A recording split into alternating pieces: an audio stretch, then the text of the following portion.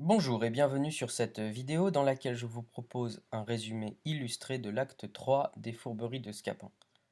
Comme je l'ai indiqué sur mon support, les illustrations sont des captures d'écran de la mise en scène de Jean-Louis Benoît à la Comédie Française avec Philippe Torreton dans le rôle titre. L'acte 3 commence par la rencontre entre Zerbinette et Hyacinthe. On apprend de leur discussion que Zerbinette ne connaît pas ses parents. Scapin, quant à lui, va se venger de Géronte. Il lui fait croire que le frère de Hyacinthe veut le faire mourir. D'après Scapin, Géronte serait responsable de la rupture du mariage entre elle et Octave, dans la mesure où Octave devrait ensuite épouser la fille de Géronte. Tout cela est bien sûr totalement inventé pour effrayer Géronte. Scapin le cache alors dans un sac pour, soi-disant, le ramener chez lui en toute sûreté. Mais il en profite pour frapper à plusieurs reprises le sac à coups de bâton, faisant croire à Géronte que ces coups sont donnés par des ennemis envoyés par le frère de Hyacinthe. En réalité, c'est Scapin qui joue tous les rôles.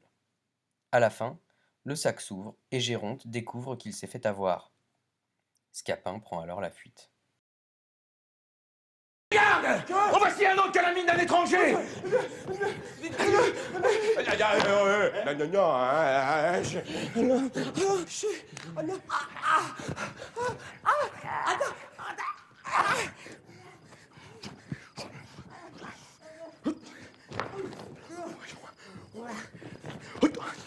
Parti! Moi courir comme une basque, et moi ne pauvre point de trouver de tout le jour, ces diables de Gironde. Cachez-vous bien! Dites-moi un peu, vous, mon sire l'homme, s'il vous plaît, vous savoir point où est ces Gironde que moi chercher? Ben non, monsieur, je ne sais pas où est Géronte. Mais dites-le-moi vous franchement. Moi, les vouloir pas grande chose à lui, les seulement pour lui donner un petit régal sur le dos d'un douzaine de coups de bâton et de 3 ou 4 coups d'épée au travers de son poitrine. Je vous assure, monsieur, que je ne sais pas où il est. Tête, il me semble que j'y vois remuer quelque chose dans ce sac. Pardonnez-moi, monsieur. Il y a assurément quelque histoire là-dedans. Point du tout, monsieur. Moi, l'avoir envie de donner un coup d'épée dans ce sac. Hé, monsieur! Gardez-vous-en bien! Montre-moi un peu vous ce que c'est là. Tout beau, monsieur. Comment tout beau? Vous n'avez que faire de vouloir voir ce que je porte. Et moi, je le vouloir voir, moi. Eh ben, vous ne le verrez point. Aïe! Ce sont hardes qui m'appartiennent. Montre-moi vous, te dis-je. Je n'en ferai rien. Toi, ne faire rien. Non.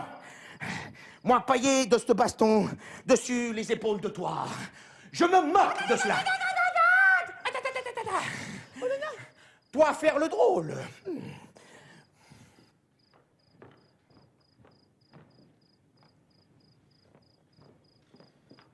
Attends, que oui, oui.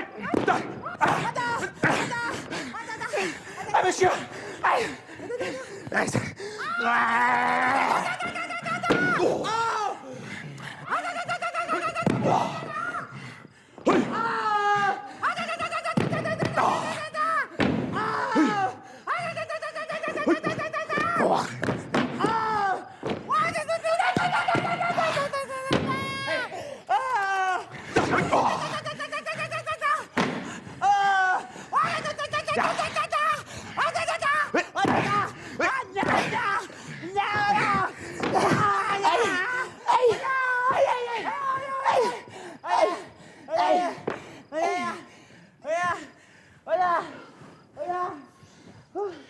Lettre là, un petit leçon pour apprendre à toi à parler insolemment menteux. Oh, la paix soit du baragouineux! Zerbinette arrive alors en riant bien fort et rencontre Géronte qu'elle ne connaît pas. Elle lui raconte comment Scapin a arnaqué un certain Géronte en lui inventant une histoire de galère. À la fin de la scène, Zerbinette comprend qu'elle a tout avoué à Géronte lui-même. Sylvestre découvre l'erreur de Zerbinette dans la scène 4.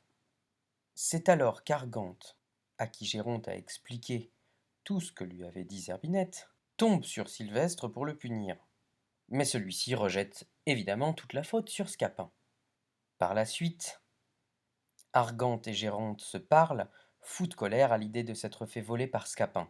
Par ailleurs, on apprend que la fille de Géronte, qu'Argante voulait marier à son fils Octave et qui était caché dans la ville de Tarente, a disparu.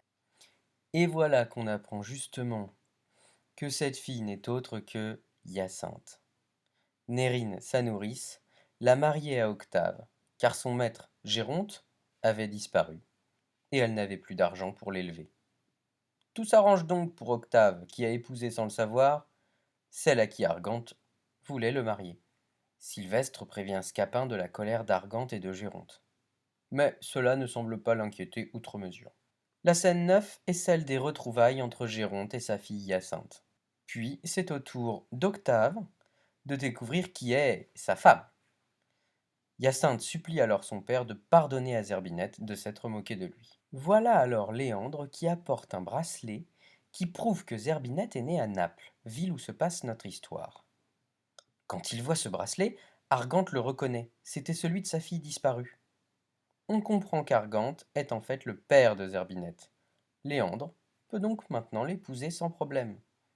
On apprend soudain d'un personnage secondaire que Scapin a eu un accident et qu'il va mourir. Dans la scène finale, Scapin, qui joue bien entendu la comédie pour apitoyer les deux pères, parvient à obtenir leur pardon.